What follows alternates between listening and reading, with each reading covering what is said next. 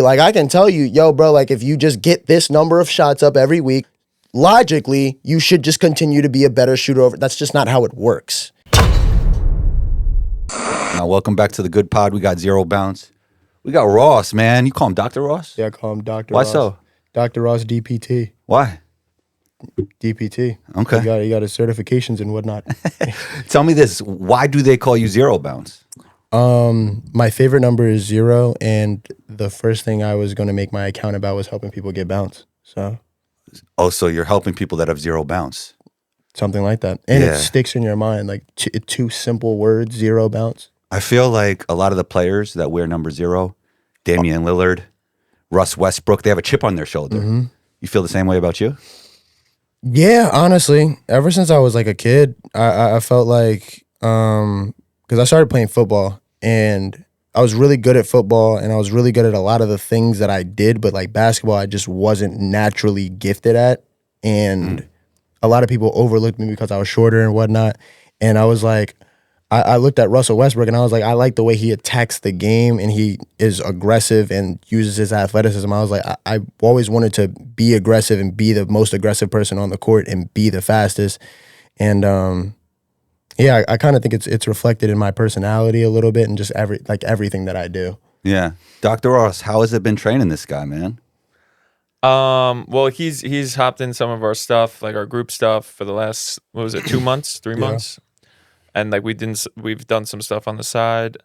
No, it's been good. I mean, right away you fit right in with everybody, and it's definitely like a different vibe. Like the gym there's nothing else like it, because if you do like a Chris Brickley style of training, is like, all right, you're only looking at one person and you're just doing something that's very, very specific, focused, a lot of talking. It's like when you come to the gym for a group setting, like it's not a lot of like pointers. It's just like you just get thrown into the fire, and we're especially with a bigger group. Yeah. So if we're doing level 3, it's 8 to 12 people most times, and it's just like a bigger group, and it's you get thrown into the fire, and then you figure it out over time and slowly make adjustments. But no, it's been good. You fit right in, and you freaking dunk on people. That's what we want, and it goes up. Yeah, it goes up. Yeah, I've seen his bounce. He definitely got bounce. Does that surprise you for him to say that he wasn't naturally talented at basketball?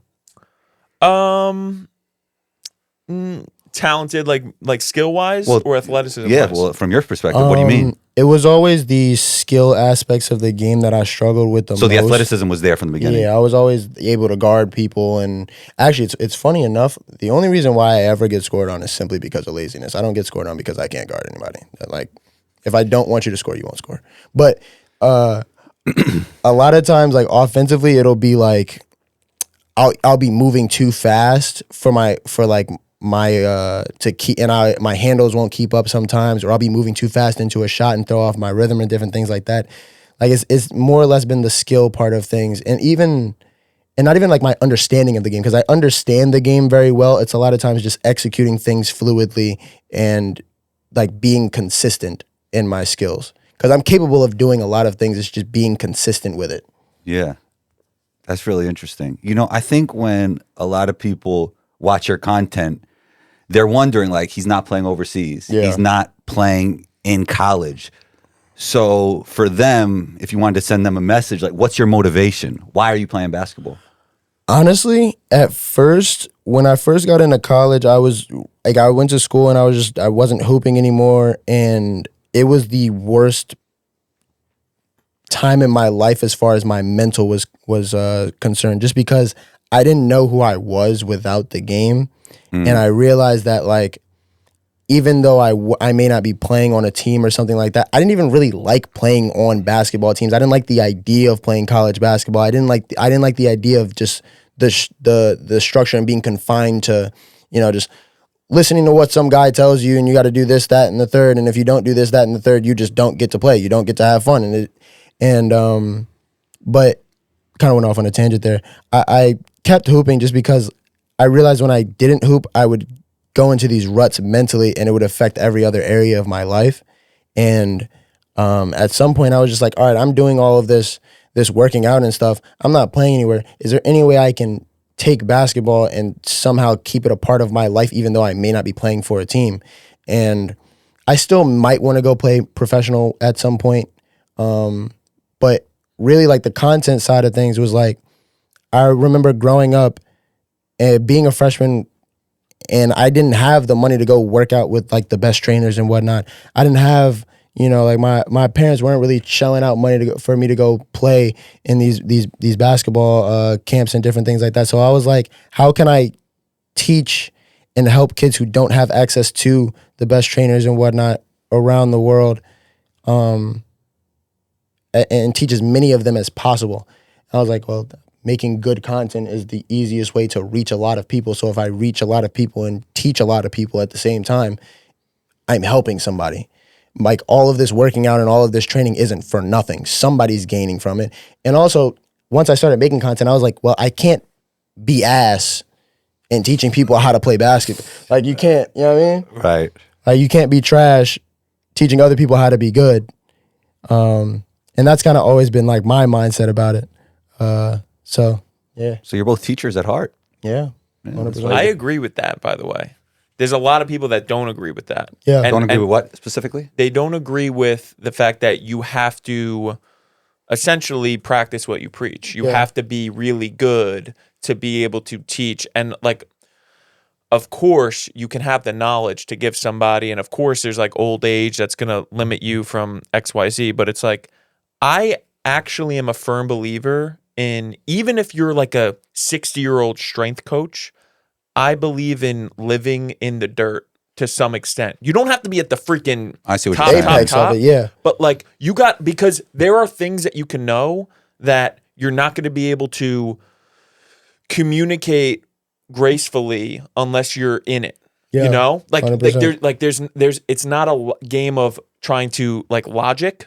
Like, yes, you're trying to communicate it logically, but if all the information you get as somebody that's trying to teach somebody else is through logical learning, it's not the same thing. There's a level of learning that you need comes the real through. world. Yeah. You need like the real world application. You learn of a things. lot in the weeds. Yeah. And not only learn, get reminded of things and understand how to communicate things better when it's happening experientially to you, you know? Yeah. Like, there's people that will completely disagree with that and say, no, like, you don't have to be like, I don't agree with that whole premise. I think it's terrible. Yeah, 100%. I feel like in order to, like, for instance, you could, because you're doing something, you'll be able to understand different struggles that certain people that you're trying to teach are facing because you've dealt with the same things, or you're currently dealing with the same things and you're trying to help somebody else through them. Whereas, like, logically, like, I can tell you, yo, bro, like, if you just get this number of shots up every week, like, logically, you should just continue to be a better shooter. That's just not how it works. And, like, being able to help somebody get through those times when, things aren't clicking, or help them figure out why things aren't clicking, that I feel like you can only really figure out those things through the struggle itself. That's why I feel like a lot of times, a lot of like really great players aren't as good, like amazing players aren't just like great at teaching people certain things because they don't have the patience. Yeah. Because some people don't get it at the level that they get it at 100%. that quickly. 100%. Yeah. Like, for instance, like, you got like Kobe Bryant and Michael Jordan. They probably would not necessarily, well, Jordan is a better example of this, but Jordan wasn't really, with Kwame Brown and whatnot, like, he wasn't able to really teach Kwame how to be better because it's just like, bro, like, I just am. Like, this is just what I do. Like, it's harder to teach when you're so good at things and you haven't necessarily gone through the struggle, but you do need to, on some level, live what you're teaching too. Yeah. What do you feel is different about Good Drill? Honestly, like, really, like, it's everything. And that sounds like a very cliche thing to say, but that from the first moment I stepped in with Good Drill, it sounds so much like an ad when I say it like this, but like, I was like, ads are good. I was like, this is weird. I don't like these different positions that I'm being put in. I feel awkward. I don't feel fast out of this and that. And oh my God, I was missing so much. Still do miss a lot, but like, I'm improving. And that's what matters. It's not just the same standstill jump shots. Like, I could, like, if you sat me on a shooting machine just to shoot standstill jump shots, I'll give you 80% 7 days of the week and twice on Sundays. That's not difficult. That doesn't really apply to real games. In real games, how many times are you really going to sit in a spot and shoot the same shot over and over and over again? Not very many. And I feel like with good drills, it helps you more with the actual application of the skills that you're learning. Like, you can drill a certain game-like move over and over and over again, but there's the systems in your mind that also have to be able to keep up with what you're doing, or else, like, yeah, you might have like the muscle memory for it down, but like the minute a monkey wrench gets thrown into it, or somebody's moving in a way that they shouldn't be moving, or something's going on that's crazy around you, you won't be able to execute it because you're just not used to that chaotic environment. You're used to doing things in such a formulaic way that it'll hinder you in the games more than, if you learn with some craziness going on around you. Right. It's interesting it kind of speaks to what you were saying about like repping out game situation instead of playing in a game. For me, I always like to rep out like small operationally, if that makes sense, like smaller segments of the game. But I feel like when you do that at a larger level, it doesn't really, also you're not getting as many reps up when you do that. And second of all, it doesn't, like, you might as well just play the game. Mm-hmm. I think when I've changed my thought about like block practice versus random practice, having variability in your training, all that, what he's speaking to, and like the game is difficult because of the unknown, right? You don't know you're going to do something until in an actual game, until the second before you do it. So it's like for me, if I don't train that, if I'm not used to that, I get into a game, I'm just not ready for like, okay, I haven't shot in 30 minutes because I came in off the bench and we had whatever, the lineups, whatever, the God bless America. I can't freaking, like, okay, now I haven't shot in 30 minutes. I'm not ready. Like, are you ready for the chaos? And that's a skill. Yeah, that's definitely. a skill. Definitely. Like, but the thing is, people will say, okay, there's block practice, there's random practice.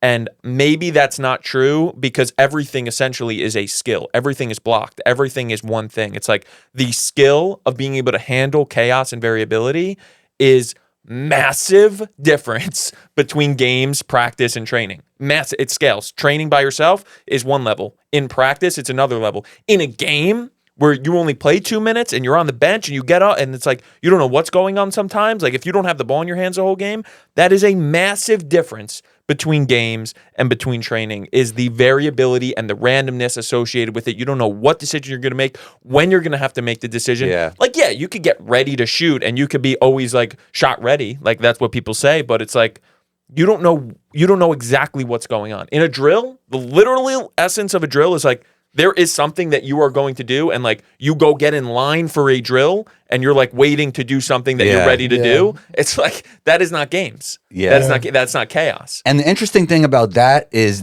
so much better than doing nothing. So if a player improves doing that, they'll think like, okay, this is working, but it's probably not the best bang for your buck in terms of what you're doing with your time. Yeah, and I do think there's something with deliberately working on one skill, though, 100%. Especially breaking it down. Like I love repping out finishes. Like he talked about repping out jump shots. I don't believe enough players rep out finishes, and I think that's something that could really help you. I think it's one segment. It's one segment is the chaos. So it's like you got it down. Now, do you got it down with the variability of saying, okay, we could shoot 1,000 jump shots, but now we're going to play one-on-one from half court, 2 dribble max, or 3 dribble max, and it's like you don't know if you're going to get that shot off, or you don't know if you're going to get a layup off. So it's like twisting in the variability, like that's just a separate skill. Being ready and having it ready to go with the skill that you're trying to get down. Yeah, you played at Oak Hill, right? Which is one of the most storied programs in high school basketball history. Do you feel like there's enough of this going on there? Honestly, because of how much pickup we were playing, like you really didn't have a choice but to get better. Like there was no way you wouldn't improve because you're around so many great players that like if you're the worst guy on the team, like I was, like I didn't get any burn. But like There's 2 teams there, by the way, right? Yeah. Were you on both? Were you on one? I was on red at first, and then they brought me up for gold. So you were cooking on red. Kinda. Yeah. They just needed me on the gold team. Like I fit what they needed. Got you. Okay. But like because of how much pickup we were playing, and we trained in a more formulaic pro style way when we would have our practices and whatnot. But our pickup runs and different things like that, because of how much we were really playing, I feel like that added a lot more chaos, because it's like the variability and skill level there is so crazy. Like, for instance, I came from a school where I was averaging like 15 points and like 5 assists, getting a ton of rebounds and different things like that. I go to Oak Hill, I'm in the same on the court with Keldon Johnson, who's 6'6", dunks everything, and I couldn't score when I first got there. I could not score on them that must to have been save my life. Yeah. Couldn't score. Like, it was like if I wasn't hitting my jump shot, there just was no scoring. Like, that's just how it was. I got a lot more athletic playing there, and I learned a lot, and I learned how to score in different ways. So even if I notice like they got a footer in the paint or something like that, I can get to my mid range a little bit better. I can get to my 3-ball a little bit better. I can get to my go-to shots. And it was just a matter of, just being more consistent with those skills. Yeah, hearing that, how do you feel like high schools could implement a better skill development program? Like, we're hearing what they did at the best school, like Oak Hill. How do you feel about that? I honestly think what my coach said in high school, my high school coach said, is that he just didn't believe in individual training. He didn't believe in it. And at the time, wow, I was like, you're on crack, bro. Yeah. Like, what the hell are you better talking players, about? better teams? How about that? Yeah, right, no, 100%. But yeah, then that's what Oak Hill is. Like, like the Oak Hill recruits the best players in the country. So it's that's important. That's good. Good players are good. Yeah, good players are good. But 100%. now I do understand where he's coming from with that. And I think coaches, more than anybody, understand why good drills is good more than trainers would.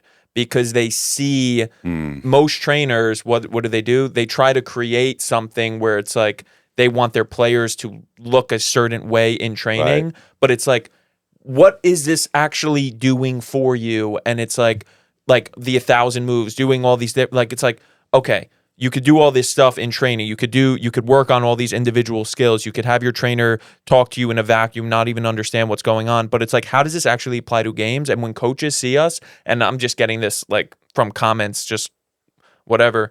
But it's like, when I get comments or we get feedback from coaches, it's like, this is good. I'm going to use this, because they understand what a game is, because they're in it. They're freaking in. They're they're in touch with actual games. Yeah. So that's that. I think that when it comes to, back to your question, when it comes to high schools or schools in general, no, I think they should just stay locked in, and they shouldn't. Do you feel like schools have it all wrong at this point, or like they're getting better, or we're at a good place? I don't think that they need to. I think that they should create. They should, like, we didn't in college. We didn't have anything. What we had was players that were hungry, figured some certain things out, had trainers, whatever. And it's like, if you want to play, you have to be, or if you want to get more shots, you want to whatever, you have to be better. So it's like, you're going to have to figure it out, X, Y, Z, and coaches do a good job of recruiting in college. And in high school, I guess that's a little bit different. But college, you're just going to, if you're not good, like, you'll get recruited over. Like, like they're playing with the market. Like, they're gonna just get the talent, I think. I don't think it's that crazy of a responsibility. Yeah. When we're talking about in season, because we'll be in season soon, what is some low hanging fruit that a player could separate himself with? When everybody was shooting around, I used to work on my handle. Like, I used to run hill sprints during the season. I used to have these things that I felt would give me an edge over others. Is there anything that you see that players aren't doing that could give them an edge? I think in general, maintaining volume, maintaining massive. 100%. Because people lose their volume during the season. Massive. Yeah. And when I say volume, I'm talking like across the board. Yeah. Like just staying in shape, doing your ISOs, doing your like all that, like for pain and all that. 100%. Also from a skill side, like just getting the volume in, getting in focus reps. But then at the same, like literally training as much as humanly possible But the volume is key because what the volume does is it allows you for more. And the thing about a season that makes it difficult is not one day, it's the stacking of days. And it's like, I felt good today, but now I'm gassed and now I'm not good today. It's like having, you talk, SGA talks about it. Like he's so consistent because his whole life is consistent. Like that's a fact. I love that. That's it though. That's like, a bar. Yeah. That's it. It's like people are wondering why they're in pain. It's like, all right, literally if you just like did enough and you deserve not to be in pain. You put the work in and you did all your ISOs, you did all your work, and you keep it consistent. Yeah. Pain, like this is just one example. Pain happens when there's a deep inconsistency. When you do something that you're completely not used to doing from an intensity standpoint because you just don't have a high enough baseline of work that's going on in your life. And then you just like, screw it, I'm just going to go. That's when pain happens. Whether it's in the micro, like you have an acute injury, like you tear something or whatever, there's a high spike that you can't handle, or in the macro with an overuse type of injury that happens slowly over time. It's like you're just not ready for that spike in workload. So it's like get your workload right. And this is a big part of like SNC like language is they talk about all this. It's like there's different phases of what you're trying to do. It's like you have to accumulate a ton of volume and stick with it and be freaking locked in. It's a lifestyle. It's not just like, oh, you practice and that's it. It's like, no, there's so much 100% work. It's a lifestyle. There's so much work. I mean, to be the best player possible, it's more than a full-time job. It's more than a full-time job. Yep. Yeah. I didn't even get that. I thought I worked hard. I could have done more. There was times where I went up, down, up, down, up, down. Like I did my running, whatever, but it's like you have to stay locked in from every single standpoint and treat it like you're in season. Steph Curry biking in the finals.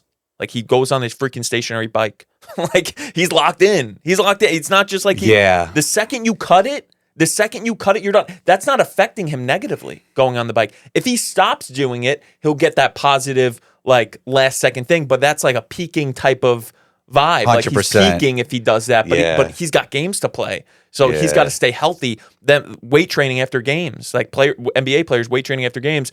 You have, who's that NBA coach? Was it Daniel Bove that invented the quadrant system or whatever?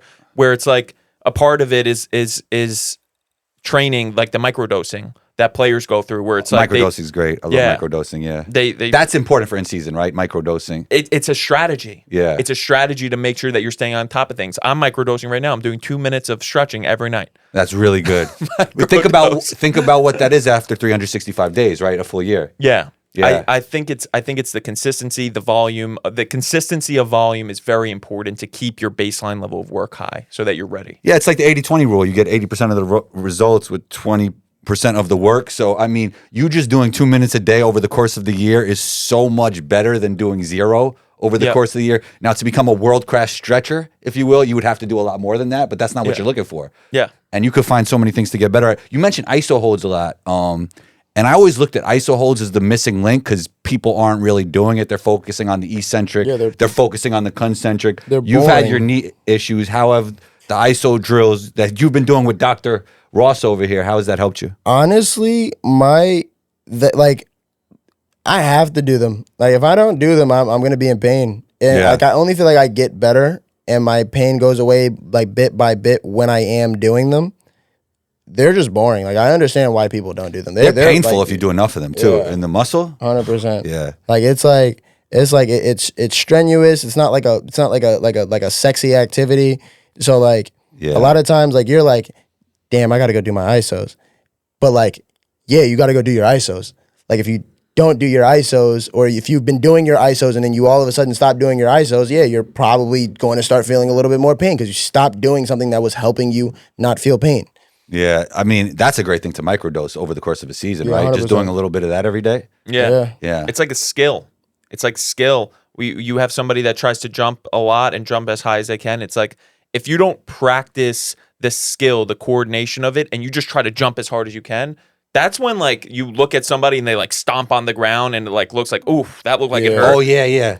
Sometimes I'll be guarding somebody. I'll be like, I try and tell them like, what are you doing? You're gonna hurt yourself, man. It's like boom, boom, boom. When you don't have efficiency, that's when problems happen. Whether it's with the maximum ability that you have or pain or injuries popping up, when you don't have efficiency, that's what happens. And what the volume allows for is that skill. And people don't think of it this way. So this is not like extremely scientific, or I wouldn't say extremely scientific.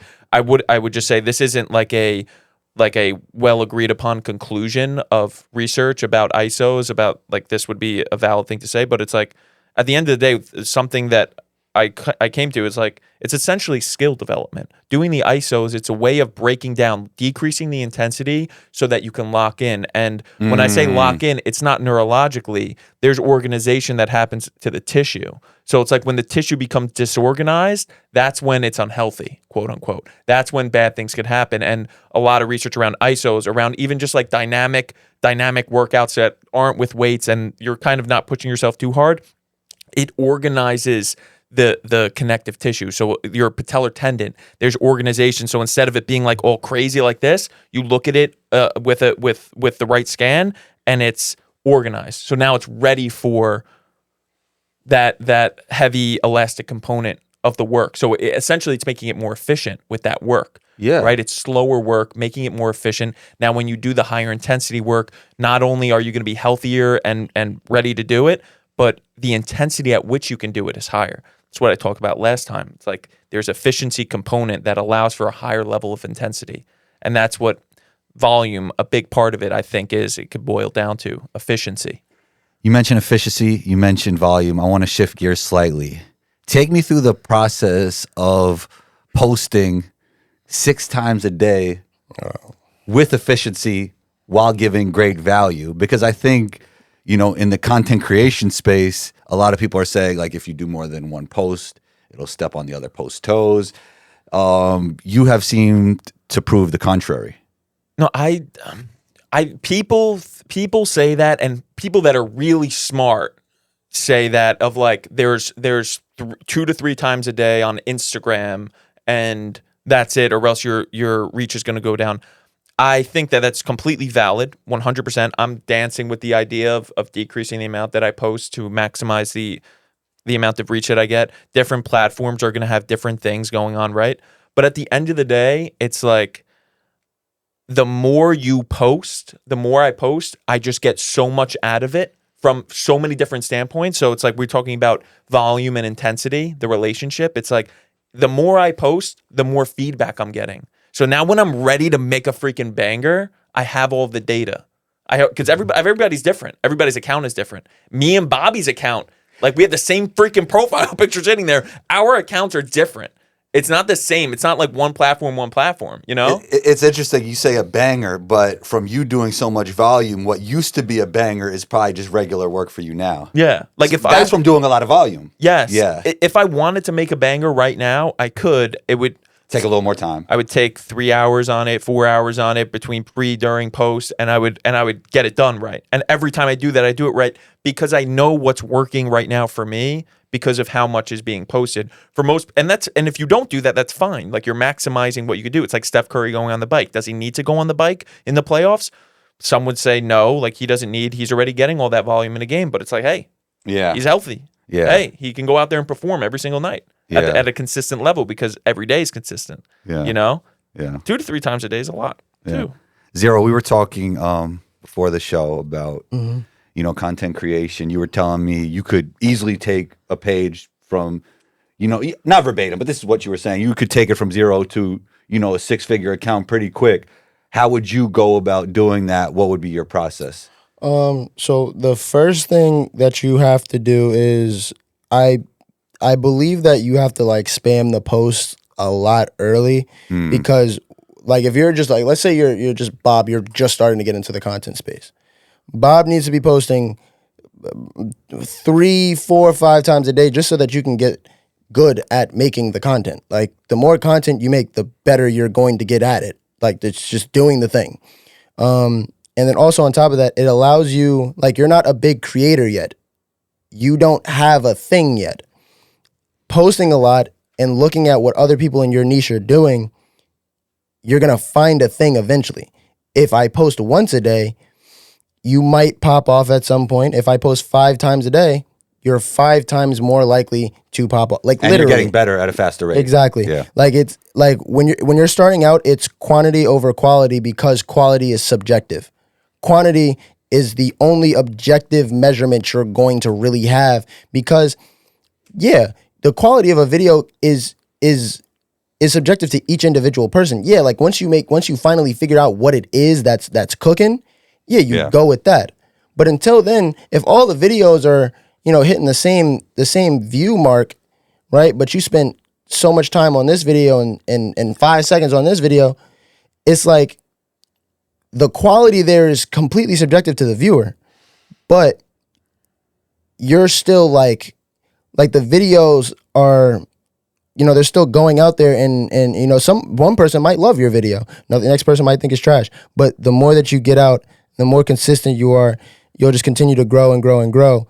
And it really, in the beginning, it really is just about getting your face out there and getting who you are out there and getting whatever you're trying to push out there. That's the most important thing in the beginning. Once you get to a certain level where you're consistent, you can kind of back off and whatnot so that you can really dial in on the thing that's working. But in the beginning, it's volume. Why do you think so many hoopers? Why do you think Zero Balance resonates with so many hoopers? Because there's a lot of people who have a similar story to what I've gone through, have similar issues. Like for a while, I really didn't have to deal with knee pain just because I was just very consistent in what I was doing. Like the only times I've really I've started to deal with problems is when I've either backed off of my isometrics, I've stopped doing yoga or something like that, or I've completely changed the way that I was working out, and it kind of just I would just have a problem.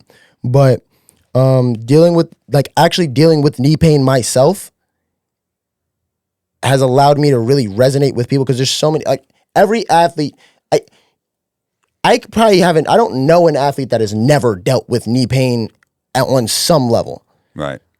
Nobody likes it. Everyone's trying to get rid of it, whether you play sports right now or not. There's people who just go to their regular everyday job, come back home, go to sleep, still deal with knee pain. How do I fix this? So there's so many people who deal with a lot of the problems that I talk about that, they feel it. Yeah. What are some of the other problems though? Because it's been way more than knee pain. Or the issues that hoopers deal with that you think that your content resonates with them, and also you're funny. Like you do funny stuff too. Yeah. 100%. I think funny does well on the internet. Yeah, funny is always good. If you can merge funny with information, you're golden. But other problems are simply being able to take what you're working on and actually applying it to a game and actually making it a skill that you have. When I first started working out at Good Drills, before I started working out at Good Drills, I really didn't do that many moves just because, one, I didn't really have to. And two, I just wasn't very comfortable doing multiple different things and still getting to my spot and being comfortable going into my stuff. But a lot of other people deal with that. Like one-on-one, I feel like I'm a much better one-on-one player than I am, go out there in between the lines with a ref. And I don't feel like anybody can stop me one-on-one. But on a 5-on-5 court, it's a different thing. Every hooper ever. It's a different thing. So every hooper, for the most part, feels like that. It's very rare that you come across somebody that's like, oh, yeah, I'm a much better 5-on-5 player than I am a one-on-one player. But a lot of hoopers deal with the fact that, yeah, I can hit 1,000,000 shots one-on-one. It's interesting you say that. We were talking about the international conversation. I feel like most international players would say they're better 5-on-5, but I think he's right about American players, right? Yeah. How do we fix that, Ross? I do think do you agree with that is another question. I think most of the time that's the issue. It's because it's 5-on-5 is a team game. It's a conspiracy. You're conspiring with other people to say, what is the best decision we could make collectively? Yeah. Conspiracy is a good word, right? Great word. It's a conspiracy between 5 people to say, we are going to do the best thing as a collective. And I truly believe when you're on the court, you at least have the intention to do the best by the team. I believe that everybody's trying to win.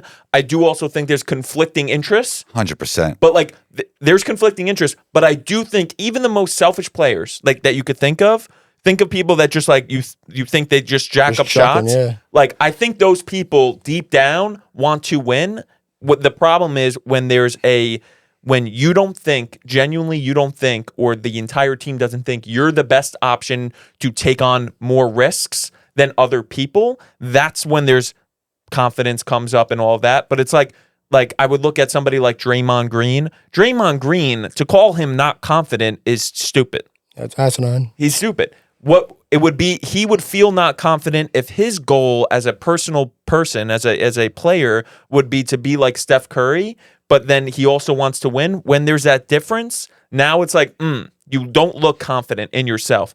When for him though, looking at him on the court, he's confident. He knows he's confident in his teammates. He knows how to win. He's not going to make decisions that are going to put his team at a detriment. And when you can tell when a player's doing that. It's crazy, man, because, I mean, I'm probably at fault for this, and part of it is coming from New York, but I could be honest now since my basketball career is over. I feel like being the best player on the court was more important to me than even winning, and I'm super competitive, and I always wanted to win. Oh, no, I agree. I agree for with me that. personally, I don't know, how do you guys feel about that? Yeah. I agree Were you the same way? No, I agree with that, but No, were you that way? That's important. That's very important. I think it's more. No. I definitely think if you're being honest with yourself, as a person, it's like that whole question of like, would you rather drop 50, get the L, or like whatever, that whole question. Yeah. That's where I was getting to too. No. I get that. No, I 100% hear that. What I do think is, I think most people feel that, get that, but I do think deep down, it's like you don't want to do something that's going to be against the objective of the entire 100%. team. Oh, 100%. To a point where if you really want to be that guy, but you're not that guy, and everybody on your team, like it's not like everybody comes together like in practice and it's like, this person's going to take on 90% of the risks with driving. This person's not going to do anything in terms of risks, only shoot if you're wide open. That doesn't really happen, but there's a general consensus of the team that does happen when you're together enough, where it's a conspiracy. It's a conspiracy as a team, and it's not talked about, but it's a general consensus of who should be taking more shots, who should be taking less shots, who should pass on the first touch, who should maybe look on the first touch. All of these things are happening subconsciously with the entire team. And the thing about it is that everybody knows it, but since nobody talks about it, you don't know if it's like, should I go try to do this thing? Should I not? It's like the best players don't have to worry about that. The best players can just act freely and do what they want. But if you're not that guy, the thing is, it's like, and you're really good one-on-one, what I would say is, don't take that to the team, right? 100%. Because if you're that guy, if you're the one that should be going, you'll know it. It's not going to be like you're questioning. I don't think the best players are the best, or they're so confident, which makes them so good. I think they're so good, and that makes them so confident. I think they're the best option on their team. And if I was playing with a bunch of third graders, I'd be extremely freaking confident, regardless of who I'm going up against, because I am the best option on my team, and everybody knows it, and everybody's instilling that confidence back in me. 100%. And I think you got to know who you are in accordance to your team. And it's not a confidence issue. It's who is getting the confidence. Who is getting all that confidence? Like Joel Embiid's not that good. He just gets all the confidence. He loses. His team always loses. I also believe. Yeah, Combo. What do you got to say, Combo? We might have to do a full NBA take episode. What do you got to say, Combo? If you want to, I want to get to you, but I don't believe in the Sixers just because I don't. I don't believe. I think Joel is great, but I don't think Joel, unfortunately, is going to be healthy enough for them to win. And then, I just don't believe in the Sixers. And I love Paul George. And then why is everybody saying, Paul George is the third guy? Is Tyrese Maxey really already better than him? Is that a fact? Is that a fact? Everybody's PG-13 is the third guy. I don't know that. Is he? They're all PGs, bro. He should be number one, bro. I think that's what I'm saying. Who made him the third guy? I don't know about that. Yeah, within NBA spaces, they're okay, they're going to be good because PG-13 is the third guy. I don't know. Is Tyrese Maxey a better basketball player than PG-13? He's 6'9". Where are we getting this from? I don't know. PG's gone farther than everybody. Yeah, I mean, and Ty is younger, of course, but Yeah. What were you going to say though? Sorry, I went off on a tangent. I feel like also as far as the whole confidence thing, knowing your work is a very important thing. People don't understand a lot of times when confidence is also a product of what you're thinking about every day. What are you your worries and everybody always nobody wants to miss a shot. But a lot of people are more focused on not missing the shot more than they are making the shot. Like a lot of times, like I've even had this problem where like I'm playing in front of a bunch of people and I'm like, damn, like because of who I am, like I'm thinking of like, you know, I start taking myself a little bit too seriously in the moment. Or just how about shooting the shot with the right process and however the results may fall, you know? 100%. Yeah. 100%. The thing is, I don't think good players, and I actually know good players, and I thought like this too in college. I always thought I had a confidence problem. I don't think good players, they don't talk about confidence. They don't talk about confidence. They don't talk about it.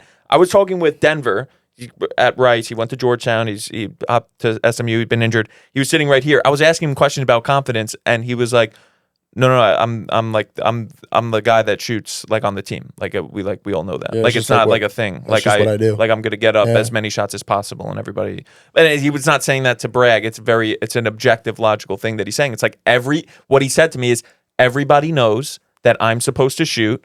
And that's the thing that it is. And it's not about confidence. And when you start mixing in confidence, I think it leads to actions that aren't appropriate. It's like, and we were talking about this last time, it's like, what are the things you want to be doing on the court? What are the things that are stopping you from doing those things? And then what is the process to overcome that? And I think most people don't realize it's like the thing that's stopping them from doing the things that they want to on the court is the fact that they are not the number 3, 2, or 1 option. If you're the number 4, it doesn't matter. Not good enough. You're not good enough. It doesn't matter how good you are. Devin Booker is one of the best players on the planet. He took on a role. Yeah. Feel me? Like that's not confidence. That's like knowing. He knows what's going on. That's called reading the room. Yeah. Reading the room. Yeah. Everybody knows what are they conspiring towards. Kevin Durant, LeBron James, Steph Curry, they're all conspiring to win. So it's like, what are you going to go out there and force something? Like, no. Like you have to be able to feel it and say, all right, if I think I'm having a confidence issue or I'm scared of doing something on the court, maybe you should be. Maybe you shouldn't do that thing, and maybe you should follow your instincts and say, okay, this is who I have to be right now. This is who I am right now. I shouldn't try to act who I want to be while I'm playing, because now it's going to come at the detriment of my team. I'm going to be forcing something. Things aren't going to go my way. You probably end up won't even playing at all if you have that mentality. Yes, and doubling on that, it's like if you have that mindset and you could zoom out enough, it's like, okay, if that is the case, because there's definitely times where confidence comes into play where you play better when you're feel more confident, but it's because of there's a short-term thing that happens where you get a couple layups in, and when that happens, everybody sees it. So it's like, there's something going on with this person over here where they're making shots. And back to conspiracy, they're going to play more. If I go into a game, and my coach is an amazing coach, Tobin's an amazing coach. If I go into a game and the first 2 minutes of me going into the game, I score 4 points and get 2 rebounds, it's like, I'm going to play 25, 30 minutes that game because there's a little bit more of, even though it seems so simple, there's everybody, it's all about communication with the team. Yeah. So if everybody sees the same thing, okay, we're all on the same page now. We could win playing man-to-man, 2-3 zone. We could win with this person being LeBron James, this person being LeBron. As long as everybody knows who's our LeBron, who's our main guy, then we're good. Like yes, there's people that are different calibers. That happens naturally, right? Like if we play enough basketball together and we're all playing the right way, the hierarchy will feel how it should feel. Exactly. Yeah. But then if you know that and you don't force things, now you can look for opportunities and play the game of like, let me get an easy bucket. Let me impact the game one way, get on the court, get a rhythm, get a flow, because I'm not the guy that can just I'm not that guy. Know that you're not that guy. You're number 6, 7. So how can you get into a flow and then you stack wins? So you get into a flow in practice, in games, stack wins, and then you have room, you give yourself some leverage to go try something. Yep. But that is a very mechanical way of thinking that I think most players need to take instead of putting their head down. It's like, I'm not confident. I don't know why I just keep passing up shots. Yeah. Because you're not good. You're not good enough compared to everybody else on your team. And the only time where you're going to feel confident is if you're blowing another team out at the end of a game. The more skillful you are, the more times you'll get throughout the course of the game to get an easy bucket. Let's say like you get a loose ball and you happen to not have a left hand. That shot that you should have shot with your left hand, you shoot it with your right, you get blocked. Then from that, you don't gain the confidence from that shot and you don't have a great game. Like the more skillful you are, the more chances you have to get those easy buckets. And if everybody knows that you shouldn't be taking risks, and you feel, because you could feel that as a player, everybody is on the same page of like, I shouldn't be taking risks, and you go take the risk and you mess up, yikes. Yeah. Now it's like you went against the whole team. It's not that you should be shooting more, you should be shooting less. It's like there was a consensus, a conspiracy that the team had about your role on the team, and you went against that. Now you put it at the detriment of the team. Other players are allowed to take more risks. The whole team agrees, not verbally. They agree with their actions and how they act, how much the player plays, yada yada.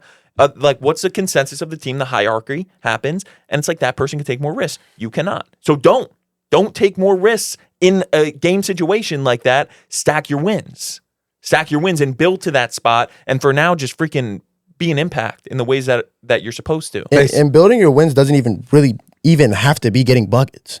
Like, a lot of people like think a win has to be a bucket. A win could simply be a steal. Like, you just plucked somebody. Like whenever I'm playing defense and I pluck somebody and I have the ball, I don't give a damn. It's going up. Like, if I get it and I have a look after I just got the possession, it's going up. A lot of, like, you just got the rebound, you just got an offensive rebound, or you've been hustling hard on defense, and you know, get a steal, anything like that. You just it kind of galvanizes you a little bit, and you feel more like, I'm not really worried about. I could airball this. It doesn't matter. I just did something good. It's our possession because of me anyway, right? Yeah, exactly. Like, so it's like a lot of times, like, your wins and also getting hyped for your teammates. That's why a lot of times when runs start, teams go on runs. Like, whenever 2-3 shots go in a row, everybody starts hitting shots because it's like, oh, well, I mean, we just hit like 3 in a row. Yeah, if I miss this, it is what it is. It's going up. Or shots at the end of the shot clock. Different moments where the risk is essentially lower because something positive just happened. A lot of the times that leads to, more of a role and more of a, like the confidence isn't really a thing anymore, just because, like, it's just moments and understanding moments in the game. Yeah. You had a hilarious post about how players talk about they're about to transfer. Oh, yeah. Yeah. How do you feel about, current college basketball culture where everybody's transferring all the time? I went to a bunch of different high schools, so I get it. Were you the guy saying all that stuff? 1 year, yeah, 100%. So you were tapping into the old you. Yeah, 100%, 100%. Like, I was, it was like my sophomore year of high school, and I was playing no, it was my freshman year of high school. I was playing varsity, but I wasn't really getting minutes. So I asked my coach, I'm like, yo, can you just, like, put me on JV so I can go play? Like, I don't want to just ride the bench and whatnot. Like, you got me in practice running sprints and stuff like. I'm not playing. Like, can I just go play JV, please? Please just go bring one of them up. I know one of them would love to be on varsity. I want to play, though. He was like, no. So I'm like, all right, well, yeah, I'm definitely leaving. Like, I kind of want to play. Like, I don't want to just sit here on the bench. And mind you, this is my freshman year. Our team wasn't really that good. Like, the only reason Where was this? This is, you ever heard of Conwell Egan? Where is it? It's in Pennsylvania. Okay. Prep school kind of thing? It was like a charter school. Gotcha. Like a Catholic school or something like that. Okay. And, yeah, I was just like that in that moment. Yeah, I'm like, I'm leaving. Like, you're telling me to my face, I know I'm going to get better if I play more basketball. So you're not letting me go play more basketball. Like, why am I here? I don't want to be here for 4 years if you're just I want you to ride the bench. And I'm learning from a kid who averages 5 turnovers a game, and the only reason why he gets to shoot that many shots is because the assistant coach is his stepdad. Like, I'm not doing that. So. Or at least that's how I felt in the moment. Maybe things would have turned out if I stayed, but I didn't want to. Yeah.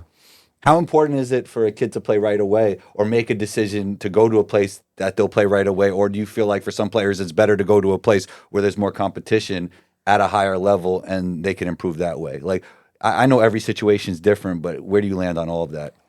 I honestly think that when it comes down to it, you want to be in a situation where you at least have the potential, where you believe that you have the potential to play. And I think when belief is a crazy thing, because every hooper has a mentality where if they're good, they think they're the best often, right? Like yeah. And I think if you don't, and if you're not seeing the truth and you're letting your ego get in the way, then you deserve to make a bad decision. Yeah. Period. So I think that if you're seeing things for how they are and who you are currently and who you want to be, and you at least have an opportunity to play, you think, then I don't know if it really matters that much, because I think if you don't get a result, you're gonna learn about the process of trying to get more minutes and yada yada yada. But I think it's about I think you should play.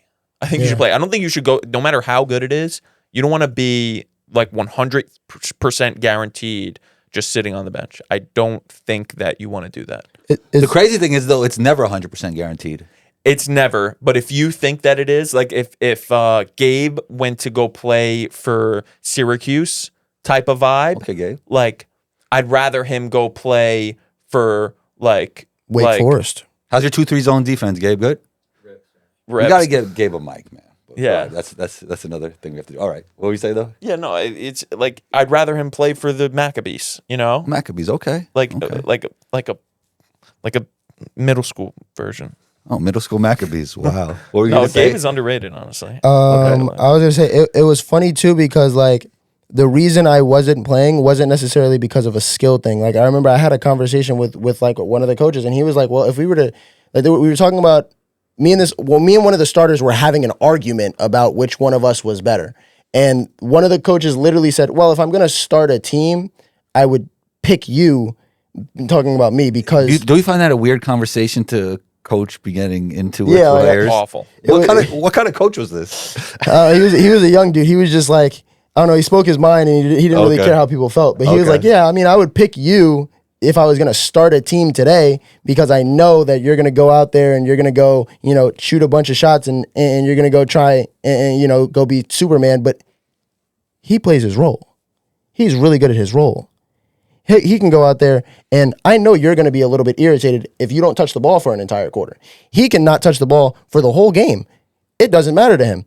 He's going to go out there, go play defense, and he's going to shoot wide open. He's going to shoot threes in the corner, and he's not going to care that he doesn't get to dribble and go to the basket and do all these other things. He's a really good role player. He's like, so like if I'm looking for like, my guy, like, yeah, I mean, yeah, you're really good at basketball, but like he plays his role. Skill. And I call that skill. I think Devin Booker has skill for playing that role. I think that's skill. That's mental skill. That's something, right? 100%. And we talked about this last episode. Who knows what skill is, man? That's why there's so much debate over the word skill. Yeah, it's everybody has a different definition of what skill is. I have a question for y'all. I've heard people push back on me with my answer, but who do you guys think is more skilled, Steph Curry or Kyrie Irving? I think Steph is clearly the better basketball player, but overall skill, I would go with Kyrie. Why though? Because nobody in the world has more options as an offensive player, at least. We're talking about offense, than Kyrie Irving on the ball or off the ball. But Steph's skill as a shooter, that's what makes him an all-time great. I personally think that because of how crazy his shooting skill is, that in and of itself, like, he's just the more efficient scorer. Well, like, let's say, I don't know the exact numbers, but let's say Giannis was a more efficient scorer than Kyrie. Is he more skillful? Not even close. Right? No.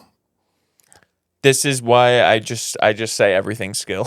That's what I'm saying, though. That's how I go. I think size is skill. If we start talking about, like, that's going to be a debate on every basketball podcast, the skill thing, because we all define it differently. But to me, Kyrie is the most skillful player. I think Jokic is one of the most skillful players. Like, I think he's ridiculously skillful. I think they both have talents that maybe boiling it down to one thing, like skill, is like, like Steph is. The reason I talk about skill like this is because when I'm talking about players, I like to break down things very specifically. Like, I think what makes a great basketball player is a skillful basketball player, an athletic basketball player, or a smart basketball player.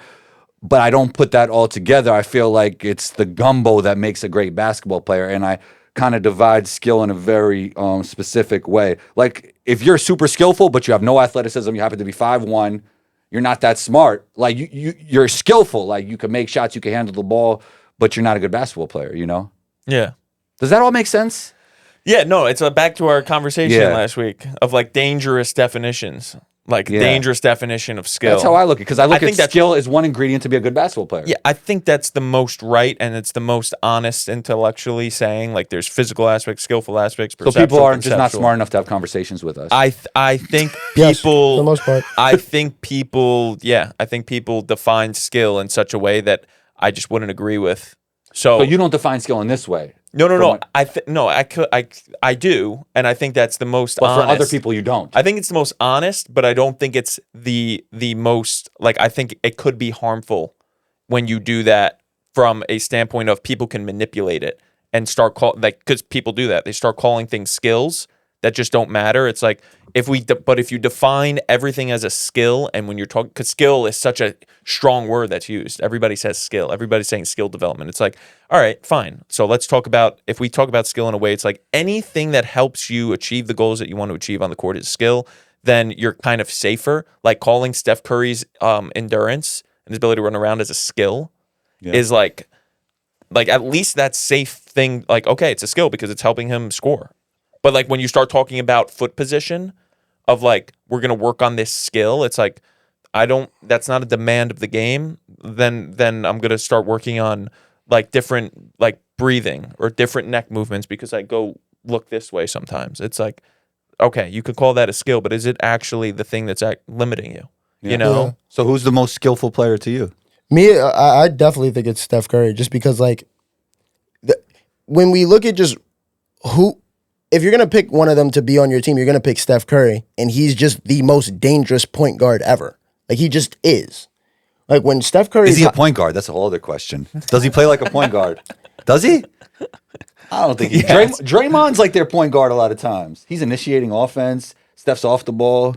I mean, Steph averages like 5-6 assists a game. Yeah, though. but great players who average a lot of assists aren't necessarily the point guard. Kyrie also the same point could be said about 100%. Kyrie. I agree with that. You know what I'm saying? 100%. I agree with that. So it's like yeah. I think like I look at it as more of like a person's skill, not necessarily by the quantity of skills that they have, because I think we're talking about quantity of like different skills that like a player can do. Yeah, Kyrie is just far and away. He has his post game. He has a bunch of different things. But on top of that, he does them all at a high level too. It's not just quantity. Yeah, exactly. But like when you're talking, sorry to cut you off. He has every option, and then every option you couldn't even think about as an offensive player. Like, yeah, but keep going though. And then, but I look at also the raw ability of each skill is also extremely important. And Steph's ability to shoot on the ball, off the ball, like I think that is such we've never seen it at that level. Like that's such a crazy level. Like Damian Lillard is an amazing shooter. He's still not the same shooter that Steph Curry is. Klay Thompson, great shooter, still not the same shooter that Steph Curry is, in my opinion. And I think that, like, to me, when we're talking about offensive skill, because he's just more efficient and scores at a higher clip than Kyrie, I think he's more skilled. That's just how I feel about it. Yo, when comparing Klay and Steph, it's such an interesting conversation. I used to think Klay's heat was hotter than Steph's because, like the 38-point quarter and all that. But then I saw this Olympics, and I don't even know about that anymore, man. That fourth quarter was crazy. Yeah. Bro. That fourth quarter was crazy. It's nuts. I think what's very underrated about Steph, and talking about that fourth quarter, it's like his ability to get separations underrated. Extremely. How about even when he doesn't get the separation though? And because with Wemby guarding him, was there separation? I mean, kind of, but I saw a video of him, but if you really just slow it down and watch, it's like his mobility and his movement, it's ridiculous, just like keying in on it. But just as like a qualitative example of it, it's like, dude, I saw a video of him literally stepping back from the paint all the way to NBA 3 with not doing like the James Harden float dribble to get an extra 2 steps. What? He literally, boom, all the way back. He got all the way back. It's like, dude, that's like the amount of power and mobility that goes into that is ridiculous. People talk about Luka having like really high rate of eccentric force development. Dude, he literally was going full speed. He stopped in the paint, got back out to NBA 3 without the Harden shuffle. Without that. He just ridiculous. Yeah. And you slow it down as he's doing a full split in midair. How much of it is actually the separation, and how much of it is transferring your shot from the dribble into the shooting motion with efficiency? No, I that is like very, of course. Like he's a master. Like he's got it. He's very detailed. Every freaking atom is going the way he wants. But what people don't see though, I think, is like his movement and mobility, when you talk about skill and like abilities, like people don't think of Steph as like an athletic person, like or like high, like NBA elite level athleticism. The way he moves is kind of ridiculous, and people don't really key in on it. His whole body is staying the same exact posture, nothing's changing. And then when you look down, it's like his legs are like in a full split, and he's like he has something there where there's like an elegance with the way he moves, but with like a power. People don't really see it. And then he could obviously catch himself quick and then translate it up quick. But, bro, he's got it. And that you think a lot of that footwork is from training? The way he does it, if I had to put all my money on it, I would say that it's very deliberate practice, yeah.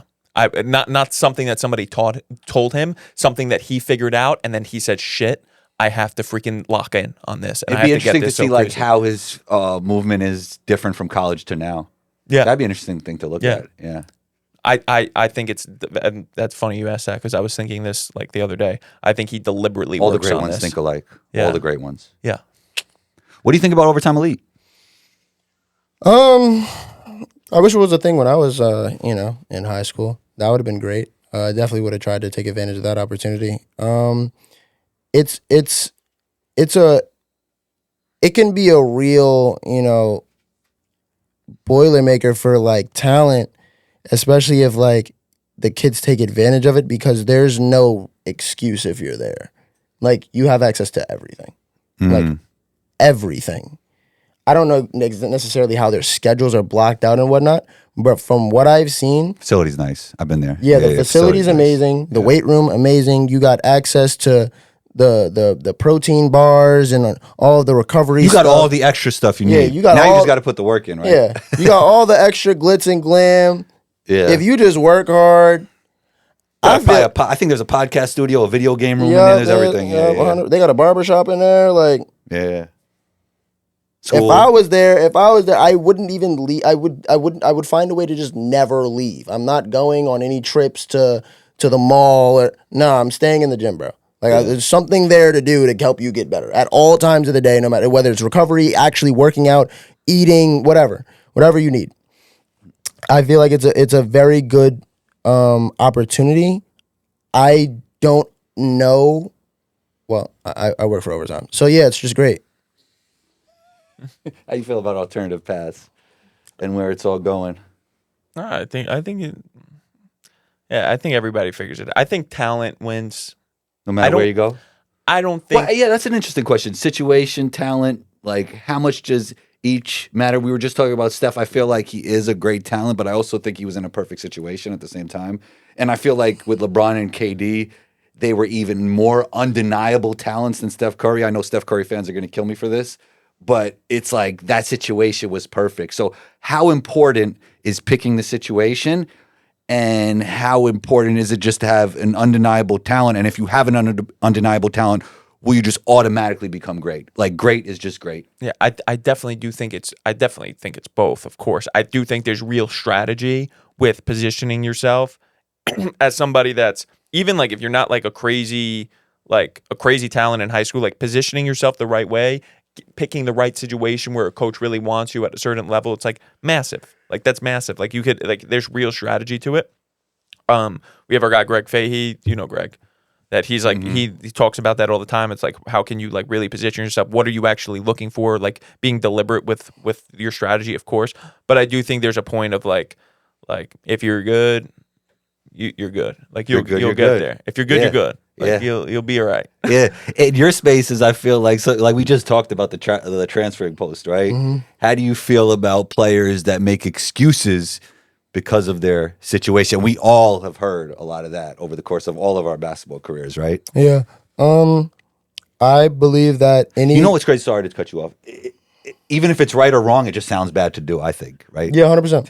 100%. It's like, even if there may be a genuine sort of cause to why things happened a certain way, if you were good enough, this is how I always think of it. If you were good enough to overcome whatever that was, it would have worked.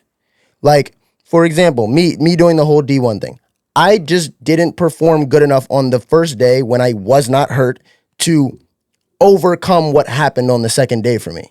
Like, had I just put up 50 in every single game that I played, I would probably be playing Division I basketball right now. But I didn't do that. Therefore, all of these other things came into play. Nobody got picked up at the tryout, and that's just how that went. But like if you like a lot of times at the tryouts, yeah, the coaches aren't really looking to really pick any guys up at the tryouts. But if they see LeBron James walk in there, LeBron James is ending up on that team. Period. So it's like, yeah, there may be politics. Yeah, there may be all these other things that may be affecting, your playing time or your minutes. But I believe that in this world, if you take all accountability for what's going on, it gives you all the power. Like if you own the things that go on, and you don't take such a external locus of control with what's going on, and you internalize it, I feel like it's more powerful, and it makes you to a certain degree want to work harder. It's just a mindset thing. Certain people have it and certain people kind of don't. I think you can develop it a little bit, but it's like a lot of times with that, it's like either you have it or you don't. Like there may be genuine excuses for why certain things didn't happen the way they were supposed to happen. But if you were good enough to overcome them, it would have happened. Is it politics or is it an excuse, or does it even matter, Ross? It depends. It depends on how good you are. Bobby answer. If you suck, just the Bobby, man. If you suck, like don't make excuses.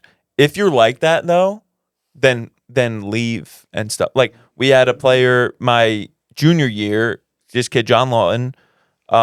We had on our team two Division II All-Americans at the time. We had the Player of the Year in Division II on our team. He was a starting guard on our team. He sophomore, we go to Elite Eight. Like we have a really successful year. That he transfers, and it's like he's really good. Everybody knows like he's really good, but he can't. Like there's too much going on our team. He transfers to forget what team it is in Florida, Division II team in Florida. He ends up making it to like the Elite Eight, and he may have been. He was a Division II All-American, first team All-American. Both year, like 2 years after, like a year after, 2 years after, and I think he may have become like Player of the Year in Division II basketball. All circumstance, and that's massive. That's massive limelight. That's real. That's a real boost in like your status as a player. Like if he's trying to play pro, it's freaking massive. You're getting the same pedigree with your team, but then you're an All-American. You're you're Division II. First team All-American. I think that's a strategic move for somebody that knows that they got it. It's not like a petty move of like, oh, this, that. It's like, no, I actually think that if I left, I would get a better outcome personally. Love it. Before we get out of here, advice to people doing or trying to do what you're doing right now, Zero. If I was to give somebody advice to try and, do like what I'm doing, I'd tell them to, the boring answer is be consistent, but really understand where, to a certain degree, you want to take things. Like, you got to understand what comes with this and what comes with people having their eyes on you, and what comes with, people actually paying attention to you.